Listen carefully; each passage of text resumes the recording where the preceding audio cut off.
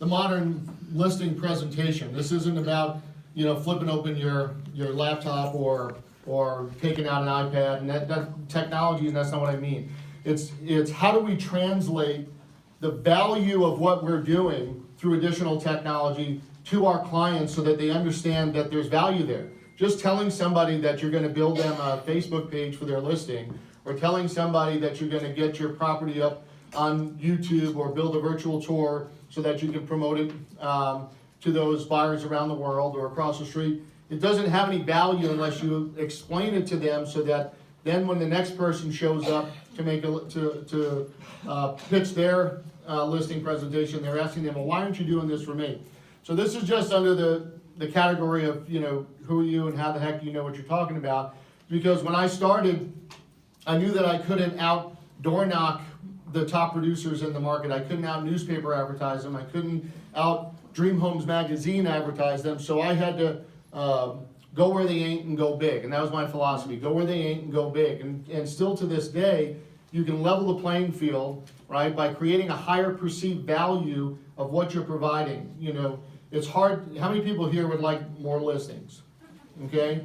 So it's hard to get listings when you don't have them, because they're going to say, well, how many homes have you sold in this neighborhood, right? We don't want them to ask that question. It's hard to raise your price point into a higher average sale when you don't have listings in that subdivision or that neighborhood. So I'm going to show you guys in a short amount of time a couple of tricks and strategies here. Those of you guys who've heard it yesterday, bear with me. Because this is just a reminder that everything you do offline, everything we talk about here today when you go on your listing presentation, everything you do offline will have a call to action to drive people online.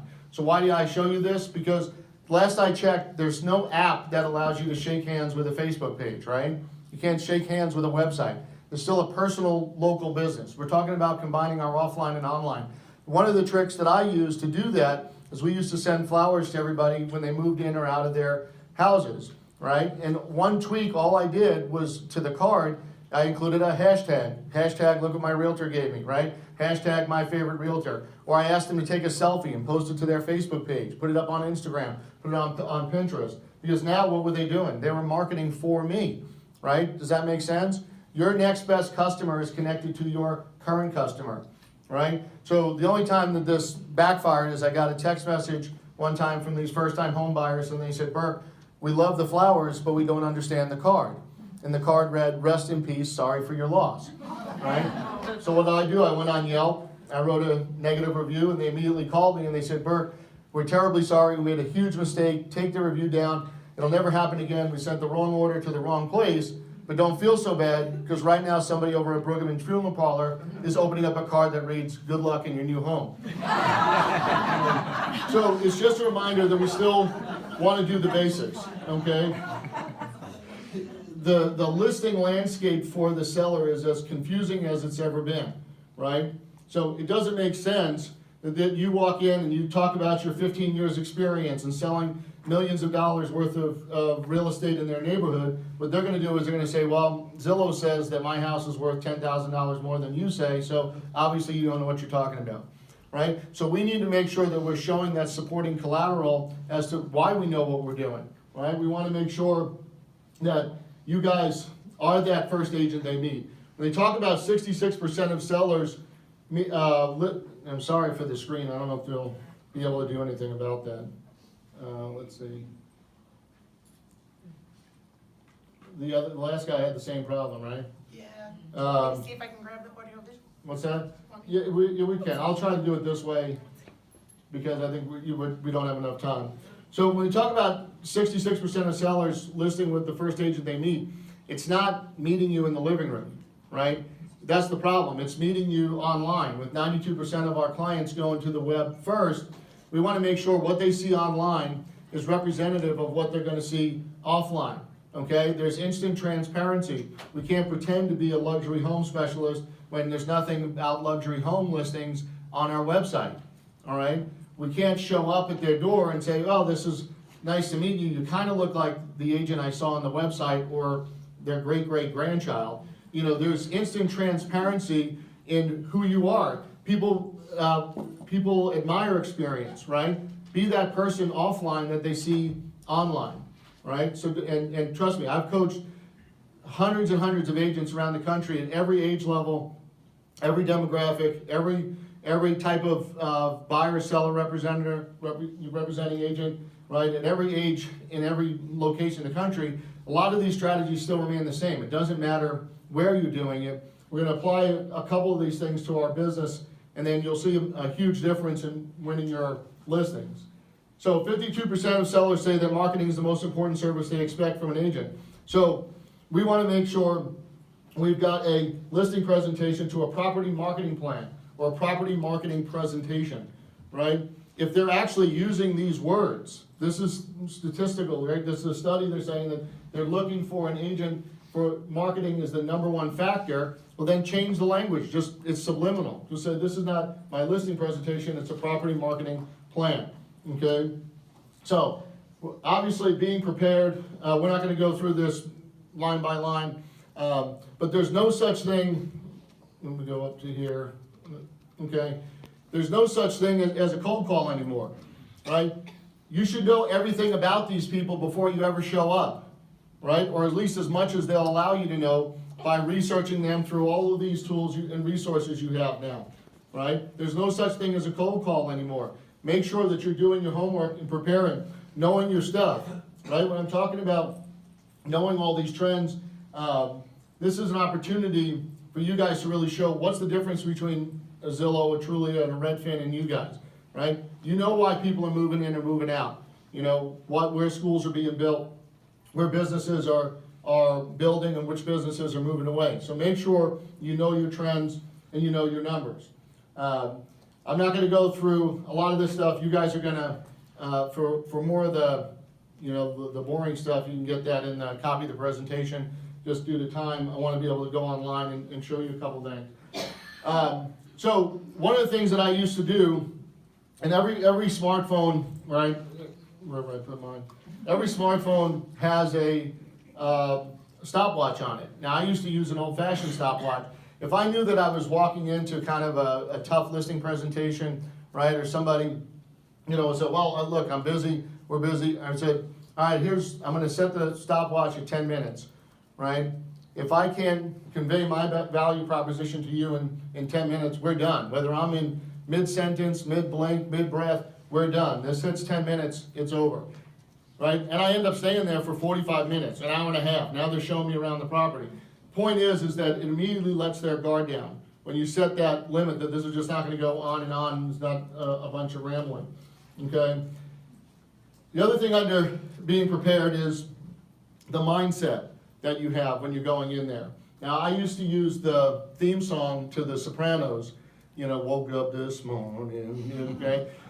I would put that on before I was going into a listing presentation, just to kind of get pumped up. You know, there's real life kind of intervenes with us. There's stuff that happens, you know, the kids running off to school and they didn't do their homework or whatever.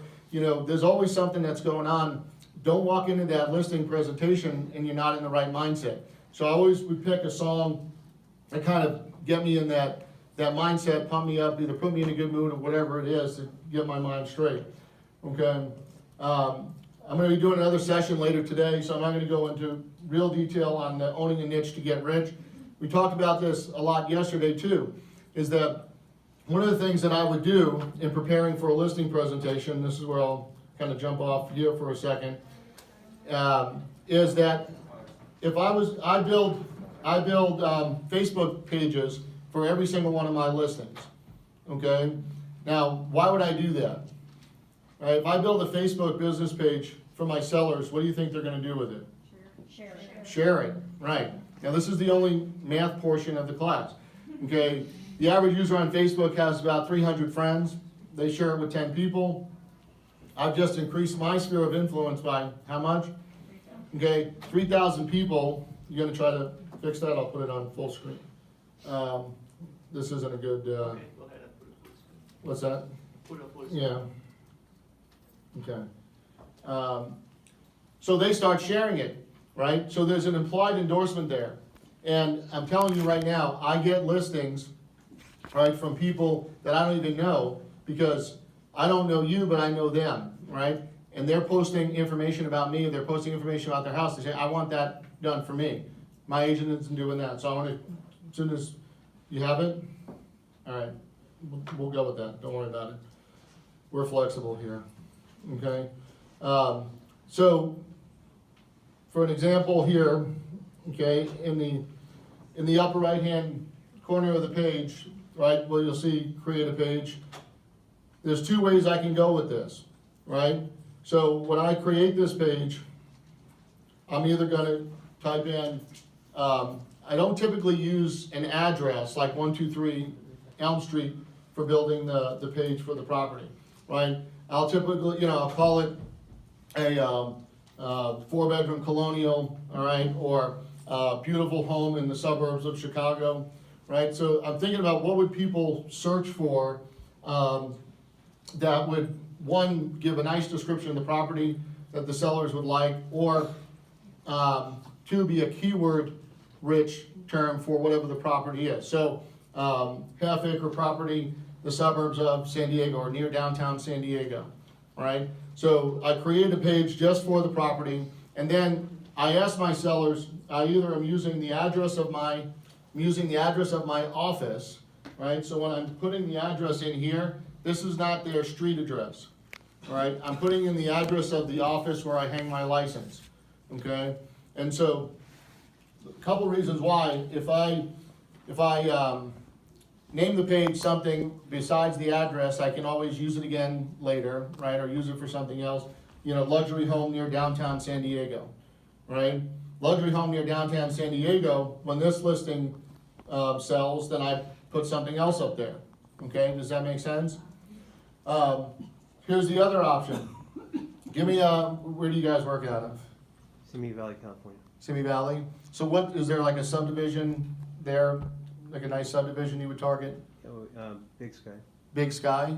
Okay, so the other option is to go in here and go Big Sky, we'll just call it luxury homes, okay? So what I do is, I'm going on a listing presentation in this subdivision. I don't have, it doesn't make sense yet for me to go out and spend money on building a website, right? But I have to now put SEO on and hire a designer to build a website just for this subdivision. But what I can do is build a Facebook business page, which is free, right? Dedicated just to that subdivision. So now, when I go, I'm farming there, right? I can say, for more information, visit facebook.com/Big Sky Luxury Homes. You see, it looks like I'm the expert in this area, right? Sell your home in Big Sky. Does that make sense? Right? So this way, if I'm farming another subdivision, just the town over, I would build another page targeting that. Because this way, now I look like that expert, but I could also put content in there that's dedicated just to that niche or that neighborhood. Okay, yes. Do you link the other pages to that page, and do you link your website to it? Is that- I link my website to it, all right, and so it's what I call keeping people in your real estate agent ecosystem, okay? Where everything that I'm directing them to is something that I own or created. So what I would never do is I would never say, for example, let's say there was an article in the Wall Street Journal for some reason just talking about the development in Big Sky, right, near Simi Valley. I would never send them out to read that article. I would put the content of that article on my page, and I would send them to the page or to my website to read that article. Does that make sense? Or what I would at least do is tease them and say, to find out what the Wall Street Journal has to say about Big Sky, visit my Facebook page, right? And that's driving them offline online. Did you have a question? Is this different than your business page? This would be the equivalent of a business page. How many of those are you allowed to do? You can have an unlimited number of these, okay? But as I talked about yesterday, this is when I'm specifically targeting listings that I want to create something that is either for my seller, building a page for their property, or I want to target a subdivision or a neighborhood, right? So this way, when I'm telling people that I'm marketing their property on the largest website on the planet, okay? So it's to me, it's better than a landing page that you can build off of your website, because there's actual search engine optimization built into this, right? It's also dedicated, so like to give you an example here, and I'm not gonna belabor this point because we did a lot of it yesterday and we'll do some more this afternoon. But let me show you, if I wanted to, again, you guys who were in my sessions yesterday, you realize the difference between having a business page and owning the business page, the two different things. Now for those of you who weren't there yesterday, don't you feel bad you missed that session? But what I would do is I would say Big Sky, Simi Valley. Did I spell it right? Okay. So look, it's available.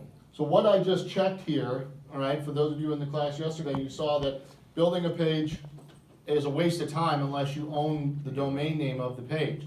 The only way to own it is to request it from Facebook. That's what I just did, okay?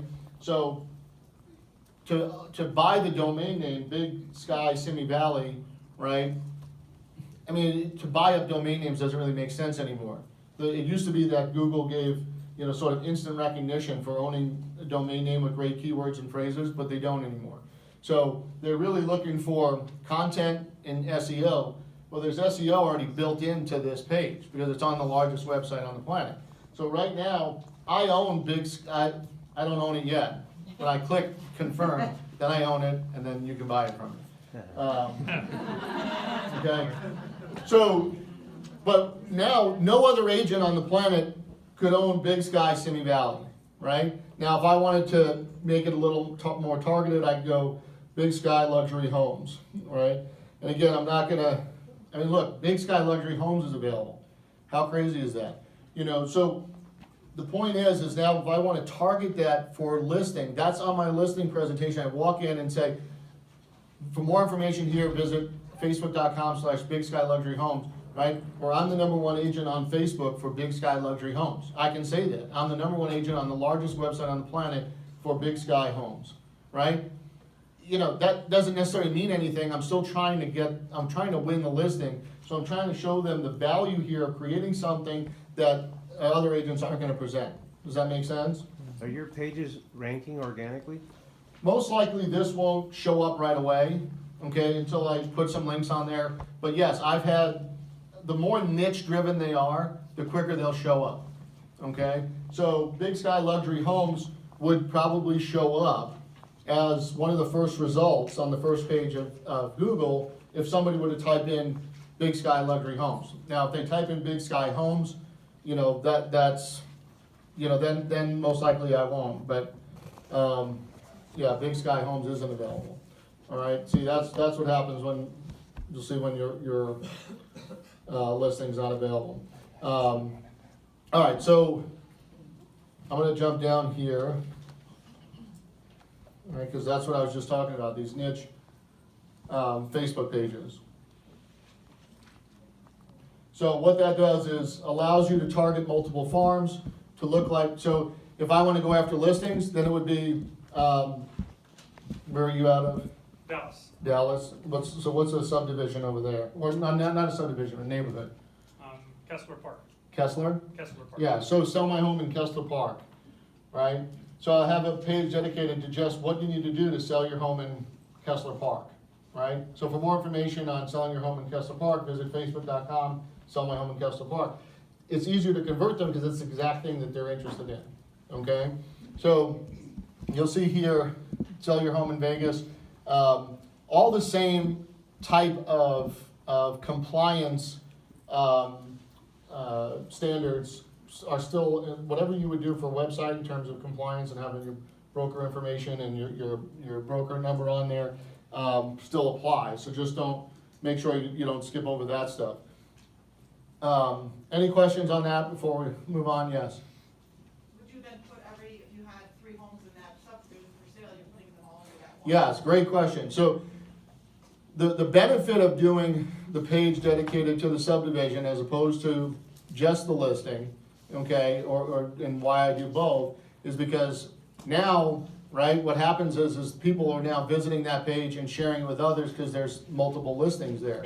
So it almost becomes like a dedicated search page, right? And now the buyers that are going there, the people that are liking that page, you're not expecting hundreds and hundreds of people to like that page, right? Hopefully they will, but the handful of people that do, you know exactly what they're interested in. right? So they're much easier to target and follow up with. So anytime you would have a update on Kessler Park, right? What happens is, in the way we operate now is, we would say, new opportunity to buy in Kessler Park, and we post it on our page to everybody, right? And the majority of people aren't interested in that. But what you do is you can create a group through this page, and everybody liking this page, is interested in Kessler Park. So the updates are gonna be much more targeted, right? And much easier to convert with that group, okay? So this is a lot of stuff included in here that you guys already know, and I'm gonna talk to you about the idea of combining your local farm and your global farm, right? So why I do this is I talk about, all right, I don't want them asking me how many listings I have in Big Sky, because I don't have any yet, right? So I wanna provide a value proposition to them. They're not even gonna ask about it.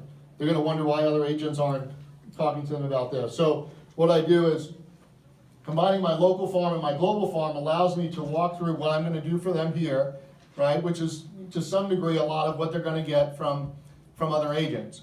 But when I talk about my global farm, that's where I talk about how the Facebook business pages. Facebook and YouTube are gonna be your biggest ones. That's what I want you guys to really focus on in owning your market. I know that I'm back to back in here, so is it? We have right now, I mean, it's a 10:57, so maybe in just like a minute or two, so then the transition will probably take a minute or two, so. All right, well, let me go through this, because we started a little late. All right, I created a client list, a checklist, right, to show them in one page, this is everything that I provide, and then, obviously, the other column for the other agents, doesn't have all the same check marks, okay? Because I wanna make sure that I'm giving them a real quick reference point of what I'm providing in added value, over the others. And I know you guys taking pictures of this stuff. Again, go to the American Home Shield booth, 1005, and they will, just give them your card, right, or give them your contact info, and they will, PDF you guys a copy of this, okay? All right, so I'm gonna jump through this stuff real quick.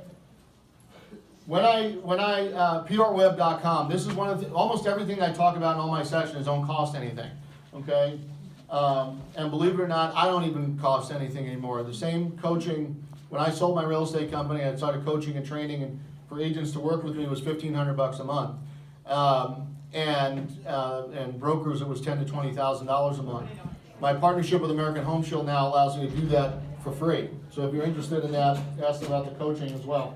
prweb.com, this is where you guys can create a press release for yourselves, right? So when you are, let's just use Dean as an example, okay? Dean, the Dean, what's your last name? Valenzuela. Dean Valenzuela team, okay, the Dean Valenzuela team expands into Kessler Park.